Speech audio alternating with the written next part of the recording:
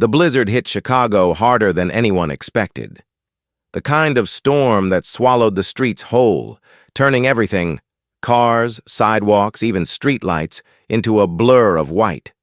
Wind howled between the buildings, sharp as knives, slapping against every exposed inch of skin. 17-year-old Malik Carter leaned forward on his old bicycle, his gloved hands gripping the frozen handlebars so tightly his knuckles hurt. The tires cut through slush and snow, squealing with every turn. He could barely see 10 feet ahead, but the delivery app on his cracked phone screen glowed like a tiny lighthouse. One final order flashing in bold letters. One more delivery, $20 tip, $20. That was all he needed, if he could. Make this last delivery before midnight. His mom's electricity bill would be paid, and their heat would stay on for another month. If not, the lights would go dark, and their small apartment in Southside Chicago would turn into an icebox overnight. The screen flickered. 11:21 p.m. He had 39 minutes. Malik's breath came out in clouds, his lungs burning. His jacket wasn't built for this weather. It was his late father's old delivery coat, the zipper broken, the fabric ripped at the cuffs. But it was all he had. The cold bit through everything. His shoes were soaked. His toes felt like stone. Still, he pedaled. At home, his mother, Angela Carter, lay curled under 3 blankets, a small space heater humming beside her bed. She'd hurt her back 2 months ago while working double shifts at a diner, and since. Then, everything had spiraled. Medical bills, overdue rent, and now the power bill notice taped to their refrigerator. Final warning. Payment due by 12 a.m. Malik stared at that notice every morning before school. It was the same. Reminder, you're running out of time. He wasn't the kind of kid who asked for help. Not from teachers, not from friends. He just worked. Every spare hour, every delivery shift after class. He didn't care that his bike chain slipped or that the brakes squealed like they were begging to die. He had one goal: keep his mom safe. Now, the storm roared louder. Snowflakes slapped against his face like shards of glass. The streets were nearly empty, a few bundled shapes trudging through the wind, heads down, faces hidden. He turned onto Michigan Avenue, squinting. Through the blinding snow, when something caught his eye, a dark shape sprawled near a bus stop bench. At first, he thought it was just a pile of clothes, maybe trash blown off the street. But then it moved. Malik slowed. The shape shifted again, and he saw it. An old man, lying face first in the snow, his thin gray hair crusted with ice, his coat ripped at the shoulder, his hand trembling weakly as if trying to grab something. The man's lips were blue, his eyes half open, unfocused. For a moment, Malik froze. People were walking past, a woman clutching grocery bags, 2 men in heavy coats hurrying toward a parked car. Nobody stopped. Nobody even looked. The city was always like that, too busy, too cold, too afraid to care. Malik's chest tightened. He looked back at his phone. The app blinked. Delivery due in 18 minutes. $20. That was the difference between his mom's warmth and a freezing apartment. But then the man's lips moved, barely a whisper. Help! Me! It was weak, almost lost to the wind, but Malik heard it. He dropped the phone. Sir? Sir, can you hear me? He said, kneeling in the snow. The man's skin was like ice, his pulse faint but there. Hang on, sir. Please don't close your eyes. Malik's voice shook. He pulled off his own jacket and wrapped it around the man's shoulders. The man's body was stiff, his breaths shallow and raspy. Somebody call 911, Malik shouted. But the only answer was the wind. He fumbled for his phone, but the battery icon blinked red, 1%. He managed to hit the emergency number before the screen went black. The operator's voice came through fuzzy. 911, what's your emergency? There's a man. He's hurt. He's freezing, Malik yelled. Location? Michigan. Avenue, near the bus stop by 8th. We're dispatching an ambulance, but roads are blocked. It may take time. Can you stay with him? Keep him warm until help arrives?" Malik looked around. The wind was relentless. Snow piled faster by the second. The man's breathing slowed. He nodded into the phone, though the operator couldn't see him. "Yes, I'll stay." Then the phone died completely. Malik looked down, at the man again. There was something about his face. Not just age, but weight. Lines of someone who'd lived too long with heavy things on his shoulders. His expensive-looking shoes were scuffed. His wristwatch, cracked but gold. Who was he? A lost businessman? A forgotten grandfather? Malik didn't know. And it didn't matter. He grabbed his delivery bag and shoved it aside. Then, rapping, his arms around the man, he tried to lift him. It was harder than he thought. The man was heavier, dead weight from the cold. "Come on." "Please," Malik muttered, his breath fogging. "You're not dying here. Not like this." With a grunt, he hoisted the man onto the back of his bike seat, balancing him awkwardly, one arm holding him steady. The wind screamed, his tires slipped, his legs trembled from the effort. He started pedaling, slow, steady, one block at a time, toward the nearest shelter he knew, the West Side Community Clinic. Snow whipped across his face. The streetlights blurred. Every muscle in his body screamed for him to stop, to rest. But he didn't. He just kept going. Because something deep inside him, stronger than fear, stronger than exhaustion, whispered that he was doing the right thing. He didn't know who this man was. He didn't know that the man's name was Charles Whitmore Sr., a billionaire whose face appeared on magazine covers. He didn't know that this single act of kindness, this freezing, back-breaking ride through the blizzard, would change his entire life. All he knew was that a stranger needed him, and that was enough. As Malik's bike disappeared into the storm, the city lights behind him dimmed beneath a curtain of white. Somewhere out there, fate had just taken a turn, and neither Malik nor the old man would ever be the same again. The snowstorm showed no mercy. Wind howled like a beast loose in the city, tearing down signs, shaking streetlights, and biting through every layer of clothing. Malik Carter's breath came out in rapid bursts, clouds vanishing into the white fog ahead. His muscles screamed, his fingers numb on the handlebars as he pedaled through knee-deep snow with the old man slumped behind him. Every few seconds, Malik glanced over his shoulder.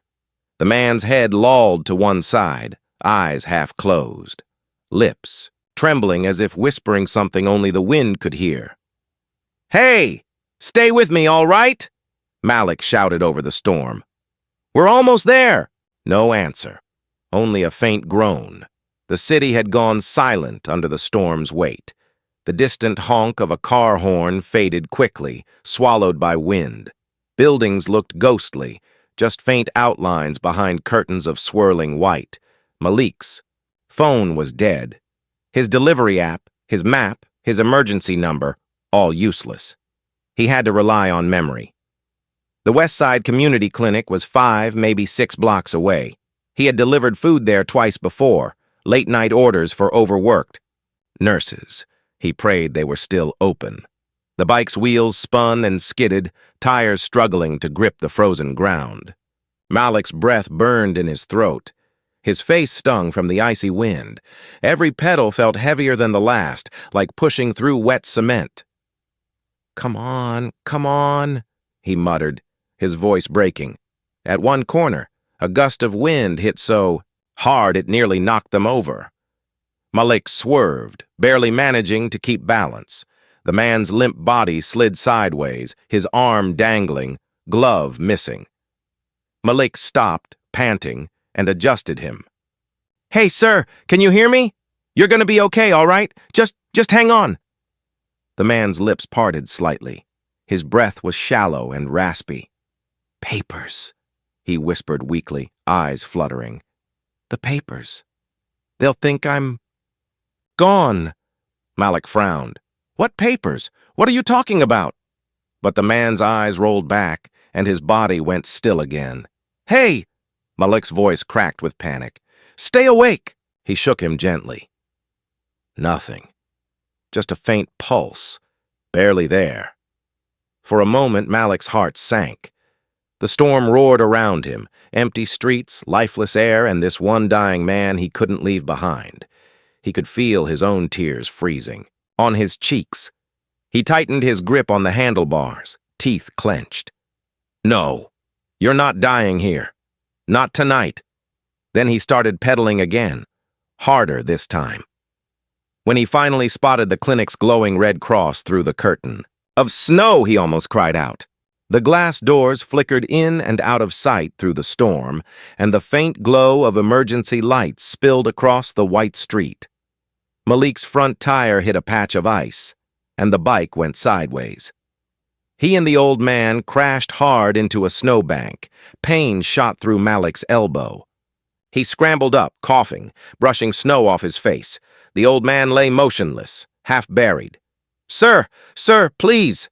Malik dug him out, his hands raw and bleeding. He could hear faint voices now, someone shouting near the clinic entrance. He dragged the man by his arms, step by step, the snow clutching at his legs like hands trying to pull him back. Each breath hurt. His vision blurred from exhaustion, but he didn't stop. Not until they reached the clinic doors.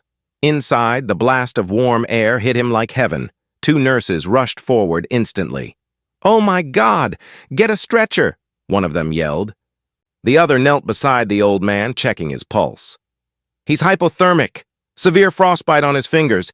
Get Dr. Patel now." Malik collapsed against the wall, gasping. His clothes dripped onto the white tile. His body trembled from adrenaline and cold. "Kid, are you all right?" one nurse asked. He nodded weakly. Just help him, please." Within seconds, the staff had the man on a stretcher, covering him with heated blankets, IV lines being set up, oxygen mask over his face. The nurse looked back at Malik. "You saved his life. If you hadn't brought him here, he wouldn't have lasted 10 more minutes." Malik blinked, dazed. His body felt weightless, like he wasn't even there. Then, relief. Pure, deep, bone-deep. Relief. He slumped against the wall, closing his eyes. Half an hour later, Malik sat on a metal bench in the clinic hallway, his bike leaning against the wall beside him. The warmth made his skin sting as feeling slowly returned to his fingers. A nurse handed him a cup of hot chocolate. He stared at the steam rising from it, thinking of his mom at home, the dark apartment, the cold air creeping in through the windows. He checked the clock on the wall. 12:14 a.m. Too late. He'd lost the delivery, the tip, and the $20. The power would be gone by morning. But for some reason, he didn't feel regret. Not exactly. Just quiet sadness. He looked down the hall where doctors worked around the old man. The nurses spoke in low voices. One of them was holding a leather wallet that had been found in his pocket. Malik caught a glimpse. A black card with gold letters, a photo ID, and a small emblem of a company he'd seen on TV once. Whitmore Industries. He didn't know much about it. Only that the Whitmore family owned half the skyscrapers downtown. His tired mind couldn't process it. All he knew was that he'd helped a stranger who didn't deserve to die alone in the snow. That was enough. When the doctors finally came out, one of them nodded at Malik. "He's stable now. You really did save his life, son. He'll need rest, but he'll pull through." Malik stood, nodding slowly, his voice rough. Can you tell him I'm glad he's okay?" The doctor smiled. "I'll tell him. What's your name?" "Malik," he said softly. "Malik Carter." He left before they could ask any more questions. Outside, the storm had quieted, the city eerily peaceful. Snow blanketed everything, sparkling faintly under the few working streetlights. Malik climbed onto his broken bike and started home, his hands still shaking. The $20 were gone. The bill would have to wait. But as he rode through the silent streets, something in his chest felt light, almost warm. He didn't know that the man he'd saved would soon be looking for him. He didn't know that one simple act of kindness would ripple through lives far beyond his own. All he knew was that, for the first time in a long while, he felt like he'd done something that mattered, and fate had just taken notice.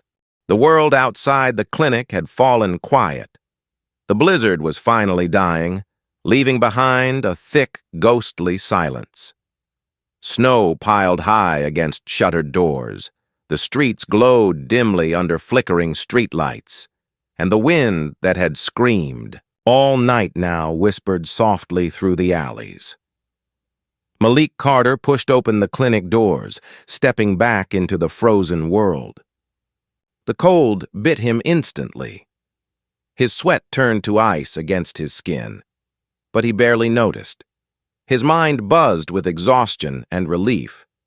He'd done it. He'd actually done it. Somewhere behind those walls, the old man he'd found in the snow was breathing again. Alive. Malik climbed onto his bike, one pedal bent, the chain squealing with every rotation, and began the long, slow ride home. By the time he reached their apartment building, the night sky had turned from gray to deep navy. The wind had stopped. Snow fell gently now, like feathers floating through streetlight beams. He carried his bike up the narrow staircase, each step heavier than the last. His legs burned. His fingers had gone white again from gripping the handlebars. At their apartment door, the light above the hallway buzzed weakly.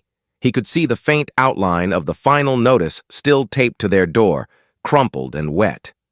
He took a deep breath and pushed it open. Inside, the room was dark, cold.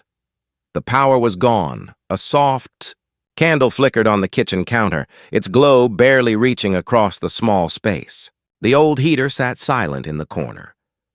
From the bedroom, a quiet voice called out, "Malik?"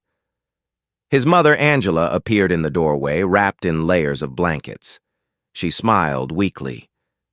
"You're home." I was starting to worry. Malik tried to smile, but his lips trembled from the cold. "Yeah, Ma, I'm okay." She noticed the soaked clothes, the cuts on his hands, the exhaustion in his eyes. "What happened to you?" He hesitated. How could he explain? That he'd carried a half-frozen stranger through a snowstorm instead of finishing his delivery? That he'd lost the $20 they desperately needed? He started, then stopped. "I just had a rough night. Roads were bad." She nodded, too tired to press further. She pulled him into a hug, her hands warm against his icy skin. "You did your best, baby. That's all that matters." He closed his eyes, holding back the tears burning behind them. That night, Malik lay awake in the cold darkness, listening to the soft crackle of the candle as it burned lower. He thought about the old man, his pale face, his trembling hand, the way he'd whispered about papers before passing out. Who was he? The memory replayed in Malik's head like a film loop. The gold watch, the leather wallet with the shining W logo. He'd seen that symbol somewhere, maybe on a billboard downtown. He shook his head. It didn't matter. He was just glad. The man survived. His eyelids grew heavy, and before he knew it, he was asleep, still in his jacket, the room faintly lit by the last flicker of candlelight. Morning came quietly. The storm had stopped. The sun glowed pale through frost-covered windows. Malik woke to the distant hum of voices outside. He rubbed his eyes, stumbled to the window, and peeked through the curtains. A few neighbors stood around talking, holding their phones. Someone pointed to a newspaper headline at the small corner. Shop across the street. Malik grabbed his coat and stepped outside. The air was sharp, his breath clouding instantly. He crossed the icy street and squinted at the bold black letters plastered on the front page. Billionaire Charles Whitmore, found alive after disappearing during blizzard. He froze. His eyes darted to the grainy photo, a gray-haired man, with kind eyes, wrapped in a blanket, being wheeled into a hospital.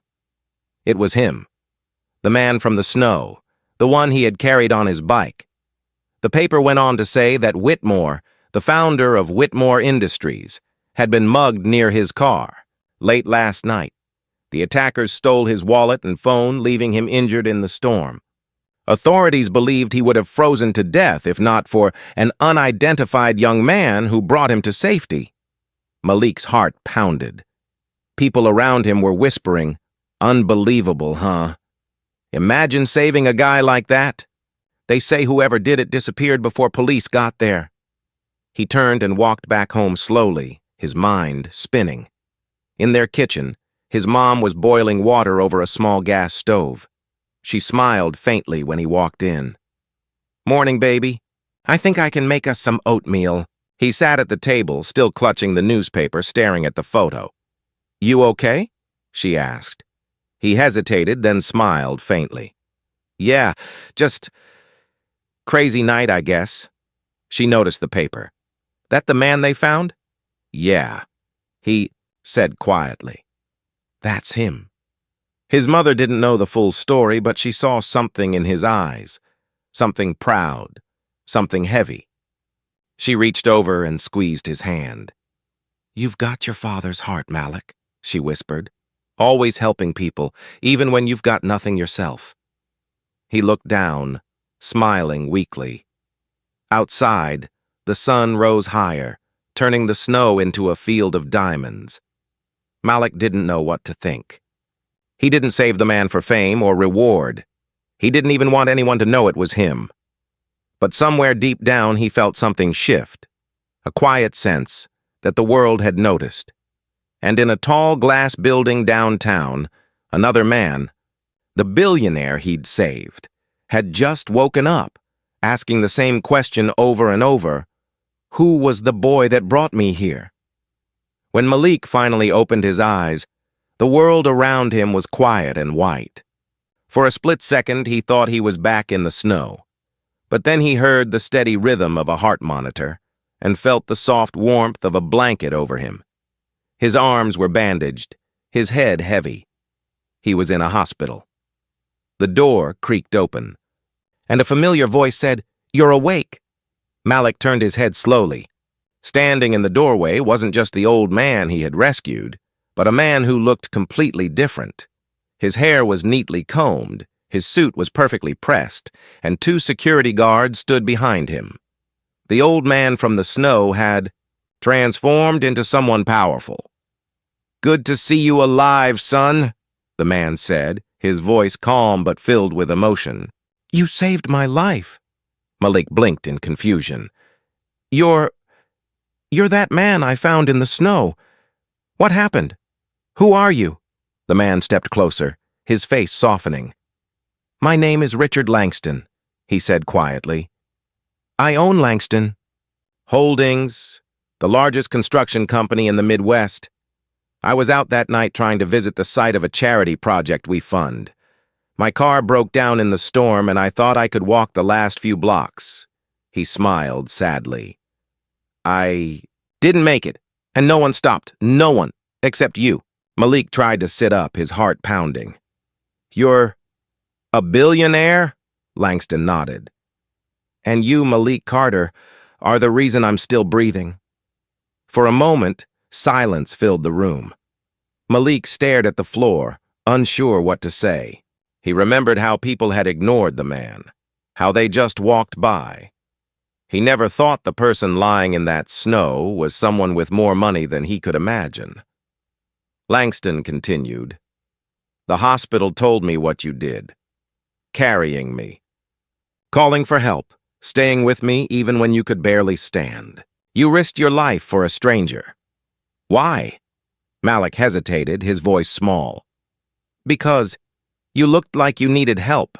My mom always said, if you can help someone, you don't think about what it costs. You just do it." Langston's eyes glistened. He walked to the bedside and placed a small envelope on Malik's lap. "Your mother raised a good man. I owe both of you a debt I can't ever repay." Inside, the envelope was a thick stack of papers and a letter. At first, Malik thought it was a hospital bill until he noticed the gold seal on top. Full scholarship. University of Chicago. Malik's breath caught. This can't be real." "It's very real," Langston said softly. "I made a few calls. You're going to college, Malik. And one more thing. Your mom doesn't need to worry about the bills anymore. I've already handled them." Tears blurred Malik's vision. He wanted to say something, to thank him, but words failed. All he could do was nod, overwhelmed. Langston smiled, his voice breaking. "Sometimes life tests us in the cruelest storms. But it's in those storms that real character shows. You didn't save a billionaire that night, Malik. You saved a man who had forgotten what kindness looked like." He placed a hand gently on Malik's shoulder. "Rest now, son. You've earned it. And when you're ready, I'd like you to come work with me this summer. Let's build something good, together." As Langston left the room, Malik leaned, back against his pillow, tears quietly falling down his cheeks. The blizzard that nearly ended everything had instead rewritten his destiny, and somewhere deep inside, he knew his mother's words had never been truer. Real wealth isn't what you keep, it's what you give. Spring came late that year, but when it did, Chicago's streets finally thawed. The piles of snow that once trapped people indoors melted into thin, shining streams that trickled through the city gutters. Malik Carter stood at the window of his small apartment watching the sunlight hit the street below. The same street where, just months ago, his entire life had changed.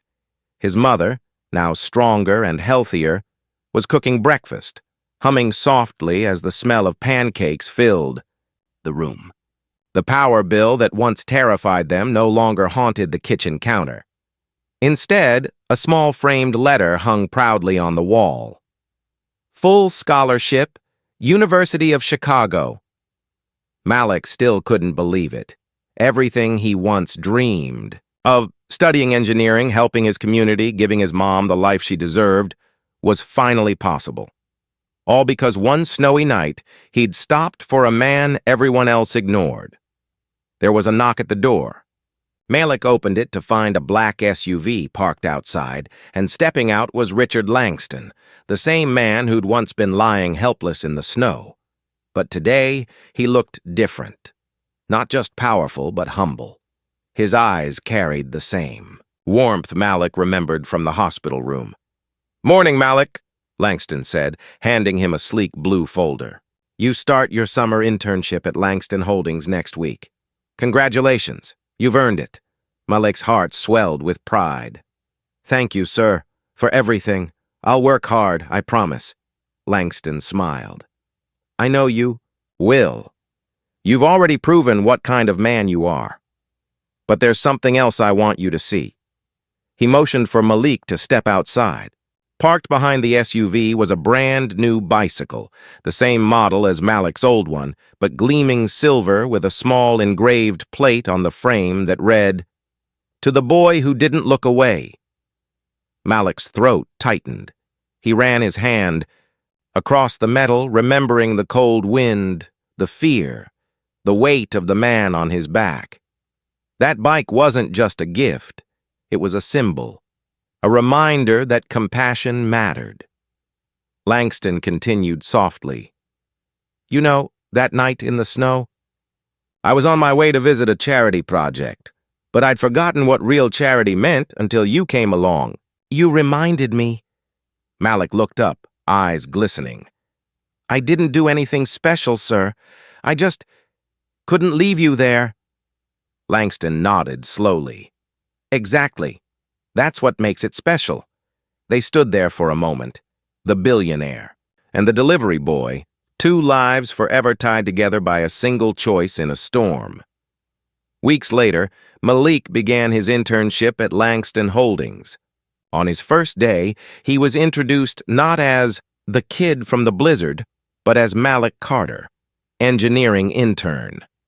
Everyone in the office had heard the story, but Langston never let them treat Malik like a charity case.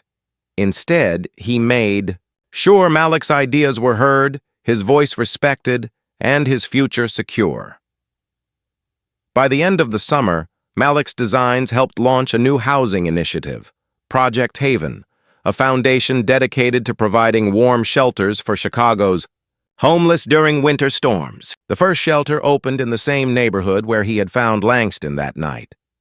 At the ribbon-cutting ceremony, Malik stood beside Langston and his mother.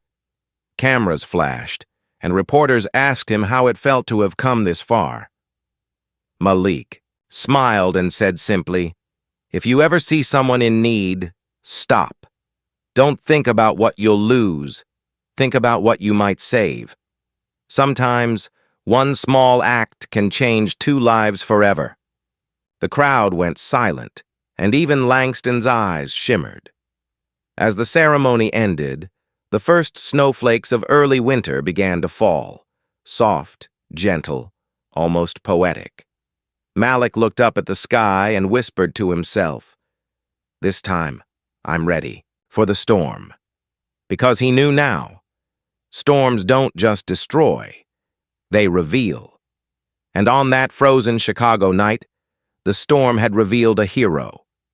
What would you do if you saw someone lying in the snow? Sometimes the smallest kindness can change a life, maybe even yours. Follow for more powerful real-life stories that remind us humanity still exists,